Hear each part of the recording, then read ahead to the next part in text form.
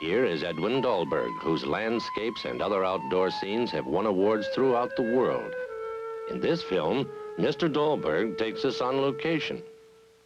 When I go out to paint on location, I like to walk around the subject and view it from various angles, and I pay a lot of attention to which direction the light is coming from. That's the most important thing to look for because it makes the shadows in the picture and the strong pattern of light and dark.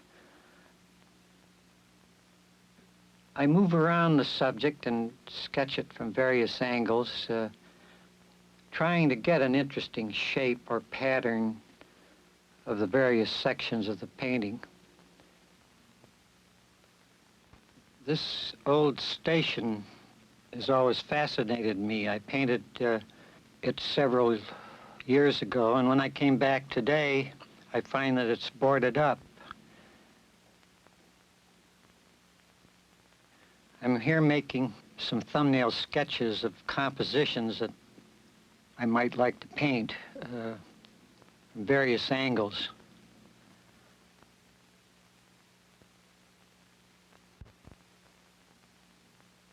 This is the carrying case I use. It's a very inexpensive case that holds most of my material. I usually keep it packed at all times so that when I'm ready to go out and paint, everything's there, and I know that I won't be without some paint that I need. I've always admired this old station as a subject. It's picturesque, and the background is a very interesting contrast that has always intrigued my interest. As you can see by the other paintings I've chosen, this is an old gazebo along the Hudson that I wanted to record. Snow particularly is a good subject in watercolor. This bridge over the Hudson I've painted several times, but the sky, the dramatic sky, is what I liked. I've made several paintings of antique shops. They seem to be a popular subject. And this, A Scene in Maine, was painted for its tranquil quality. My daughter was sketching in the foreground, and I decided to put her in, make an interesting figure spot. Starting the painting, I usually outline the big shapes with pencil,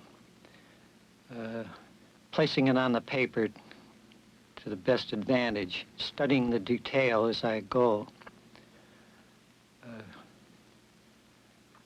indicating just about as much in pencil that I feel I need to paint with. Some paintings take more penciling than others, but in this case there's quite a few angles and lines that I feel should be indicated. It helps me to paint and get the values in the proper places. I carry a cap along because sometimes the sun gets a little hot if you can't find a shady spot to paint from. The glare of the sun is a problem at times. Have it nearly penciled in now, ready to start. There are many things that are a little distracting when you're painting on location. One time I set my material up and the tide came in and I found myself painting with my trousers rolled up. I was surprised to see the trains come through because I had understood that the station has been abandoned, but the train was a pleasant distraction. I usually paint on a butcher's tray. This is a small size that fits compactly in my case, and I lay out my colors on the tray, starting with the warm colors and going to the cool. Usually from yellows through the blues and greens. From the yellows, I have the brown or earth colors, which are really deeper shades of yellow. I carry a covered jar of water in my case, and usually put a few drops on each color to keep it moist so that it's easy to mix. My brush holder contains several brushes. I can usually find what I want there, but most of my work is done with 3 brushes: a large red sable, a number 12, 6, and 2, which I find I can do most of my work with. I don't like too much equipment because I find that I want my work to flow from my hand and not think of materials when I paint. I want to express myself rather than think I'm using a big brush here and a small brush there. And this large brush is marvelous because you can paint fine lines or large lines, and I find that it works best for me. And I usually start with the sky. Putting in the sky first gives me a light value, just about the lightest value in the picture. Then putting on one of the darker values. In this case, I think painting the building in red will be a good note to put in. It will give me a comparison between the light values and the real dark ones in the picture. I use a lot of water and keeping the washes wet so that it has a fresh look. And I try to finish each part at one time if I can, without having to go over it and lose the freshness, the quality of it. The spontaneous quality of watercolor is what makes it so interesting. And I use a blotter. I carry blotters. In this case, I may have gone over the edge at one place, and using the blotter, I can take it up. I usually try to keep the colors as clean as possible by mixing, say, red with its opposite, green, to get deeper shades of red. The little lighter part that's not in shadow is put in a lighter shade of red, and it gives me a nice large shape in the picture with which I can compare just how far I want to go.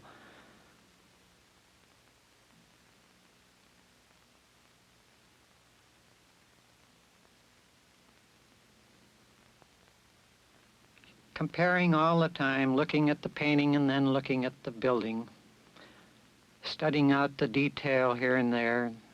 The roof is particularly interesting in this station, the way it curves up. It's always fascinated me when I passed it.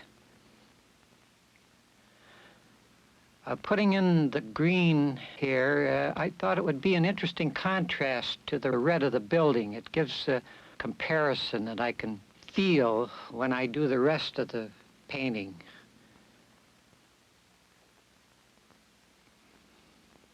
Darker shade of red, a lot of water and sparkling quality. Brown is indicated on the roof. See, it's not quite as dark as the side of the station.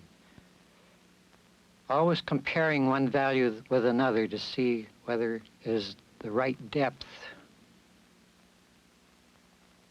Sometimes when painting, a cloud comes over and changes the light for a short moment, and then you can pause and wait until the light comes back. It's best when outdoor sketching not to spend too long on a painting. Pick a subject that you can do in a short time, and that way you have the light isn't as changeable. I'm putting in some of the detail here, the line between the roof and the edge of the building, which gives me an idea on how to judge the contrast in the painting. Now I'll indicate some of the background, comparing the darkness or lightness of the green in the background with the red value of the building. I indicate most of the buildings that are in the background. I try to give my impression of the buildings rather than paint them out in great detail. And usually I work all around the painting, putting in various parts, never quite finishing any part of one, so that I can keep comparing one part with another, and sometimes finding that a thing that looks unfinished will be finished at the end.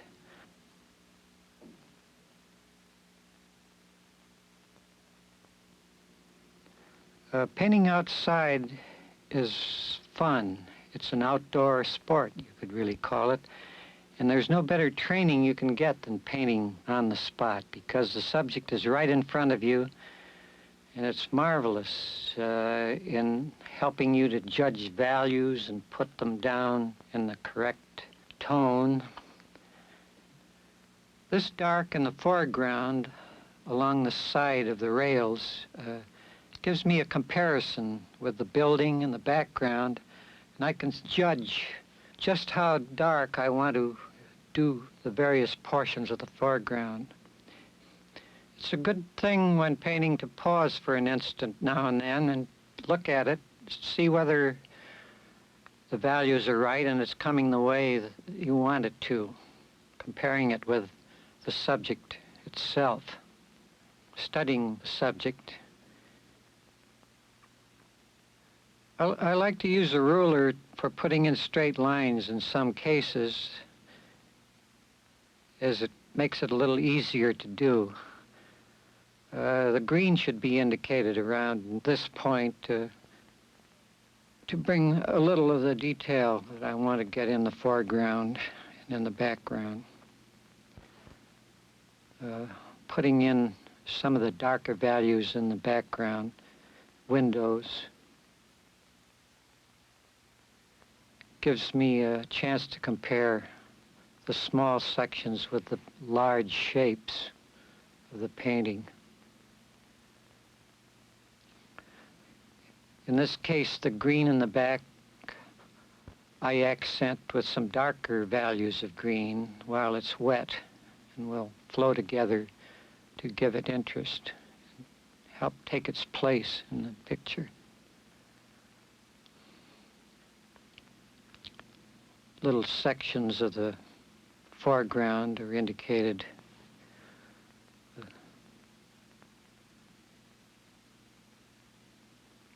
Little texture here and there. Using moist color. You can get an interesting texture for painting grass by feathering the brush. The hairs are spread, and when they're painted, it gives the effect of grass. Using a few darker values here and there and blending can indicate the contrast in the grass. And the green of the trees in the background are a pleasing contrast to the red of the building. For this reason, I feel that this shape makes an interesting composition.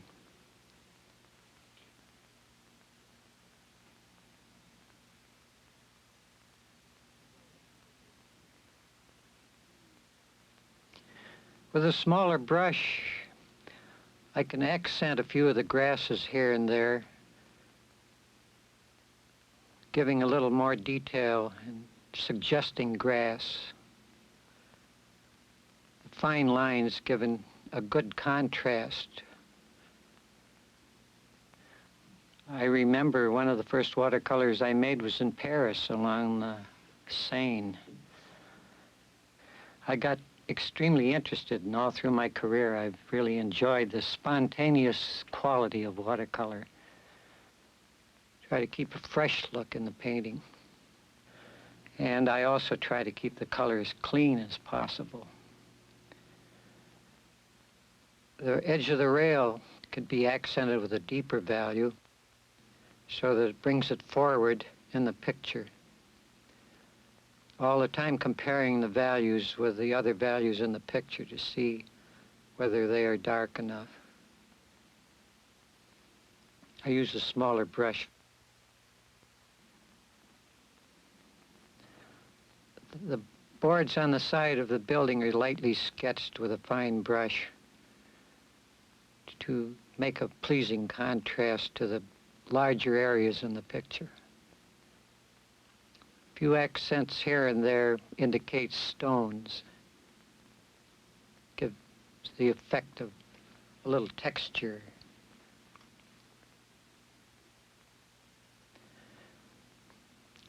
A razor blade comes in handy to scratch a few of the fine lines for grass indications,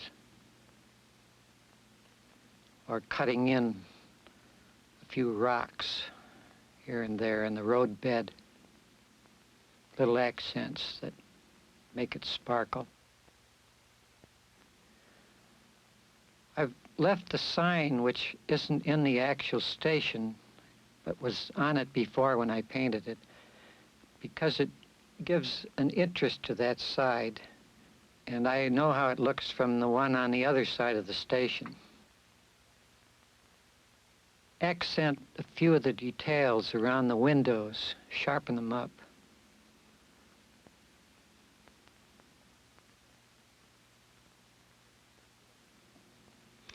For some compositions, I can create an interesting texture by masking out part of the watercolor, wetting a section, and then spattering in some waterproof ink, which resists the water that I've just put on the painting and gives sort of a gravelly effect or sand effect to the road. Using the blotter, I can take out any part that I feel is too heavy.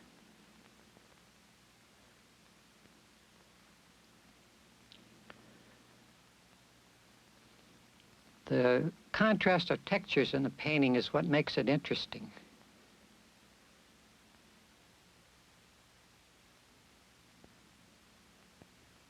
I'm not a painter that likes to go out and paint every day just for the sake of painting. I suddenly see something that inspires me, and I paint it. You see a little thing when you least expect it, and you think, I must paint that, and it's really a thrill when you achieve an interesting subject from it.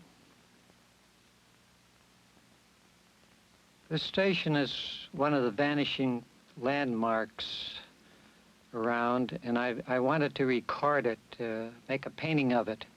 As I said before, I did paint it once before from another angle, but I've always admired it, and so I wanted to do it once more before it was torn down.